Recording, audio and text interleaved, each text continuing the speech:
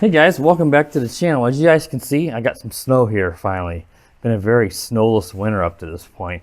I just filmed a video with my Ripsaw tank, and I thought I'd also want to get on another car I've not driven in a while, and that is the Subotech BG1521. This is a brushless Jeep. It comes with a lot of nice accessories. Had this, I think it's probably been around a year, and I was really impressed. As you probably can see, it has some damage. The front bumper here busted off, and the lights here that go in there, I just got dangling inside of here. It's been bashed hard, so I'm getting it, and it survived. It got quite a bit of road rash and such from the bashing. My daughter really gave it a workout at the park the last time we had it out and about. But it's brushless, it's got oil-filled shocks, and it comes with a really nice radio system.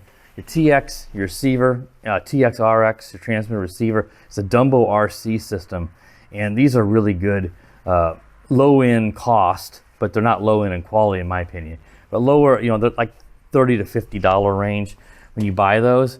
But some of these manufacturers, because they're inexpensive, have been including them with their kits, their cars, and they're nice to have because they have good range and they're more precise than your generic transmitters and receivers that they include with a lot of these ready-to-run cars from China. So you see it's got a strip light of LEDs here on the top, and of course it has these in the front, which typically would be mounted in the front of the bumper.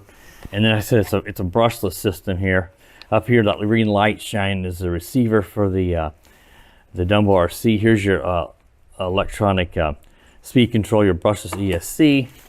And over here we've got this, I think it's an orange colored little brushless motor in here with the passive cooling fins on it. So let's take it out and see how it does. And the snow, I've never had a chance to drive it in the snow.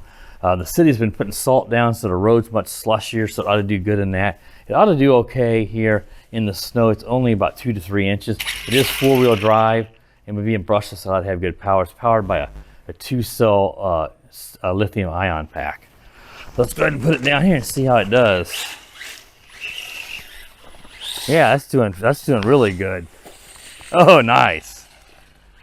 It is a little bit top heavy, this Jeep, so it tends to, at times, you can roll it a little easier than you'd like. Otherwise, it's got good power. This is doing considerably better than the Ripsaw tank I just had out here probably 20 minutes ago, and I thought the tank would do better. And it had trouble with the wet snow getting packed into the tracks. Let's see how this does though. Yeah, that's not bad at all. Because you do worry about the snow getting packed into a vehicle. You can see it is really getting packed in there now. But it's quick. And the oil-filled shocks help to add some stability. Let's see if we can get it out of there. There we go. I'm gonna try to take it easy. I don't wanna have to roll this and walk down the street in this crappy, slushy conditions to pick her back up. Flip them over. And you know, most of these vehicles have no problem in the snow. Yes, they're gonna get packed with snow and they're gonna look really dirty, but just set them in your garage, or if you don't have a garage, out by your door, and let it sit there and melt. Especially in the garage, it'll be able to melt. And it'll all melt and run off, and the nice thing about that is the vehicle will be nice and clean. So if you've been bashing your car and you got it all dusty and dirty from dirt, the snow is a great way to actually clean it up, because you can just take it out there, get it all soaked, and then take it out there and get it all soaked, like I said, and then once it melts, it is acting a little strange on me here.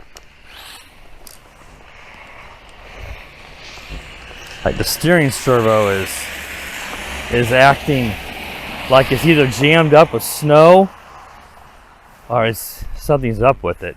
I noticed it a moment ago. Now it's going. See, I think it's getting jammed up with snow. But there's doing it again. So I'm not sure. It could be. It's really, really getting wet. As you guys can see, it is really packed with snow in here. And this one, usually, see, it's okay now. It could be getting a little bit wet in there on the servo, and that could be causing some sort of issue with the water. This is a very high water content snow.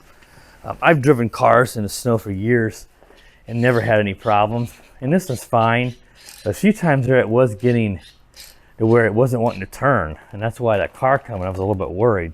But yeah, what I was getting at there before I got distracted by that was if you got a dirty car, take it out in the snow, then bring it in and let it melt off in the garage, and you end up with a nice clean car when it's all melted off and dries. So that's what I've done over the years, because it's not easy to clean up a car that's caked with dirt.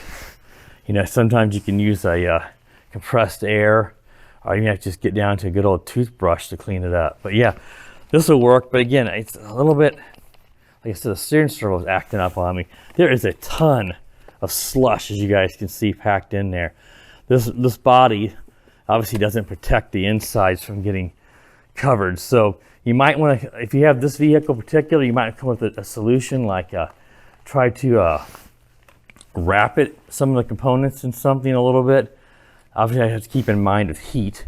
You don't want to wrap up something that's going to overheat either, but it was fine.